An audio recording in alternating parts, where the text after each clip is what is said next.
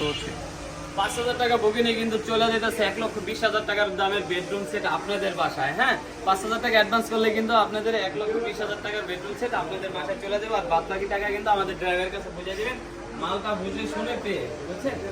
এই যে আমি একটু দেখাই দিই আপনার, এটার সাথে পরিচয় করে দিই। একটা আপনি 6.5 ফিট বাই আপনার হলো 4 ফিট একটা থাকবে ড্রেসিং টেবিল, এটা মিনি ড্রেসিং টেবিল না এটার নাম।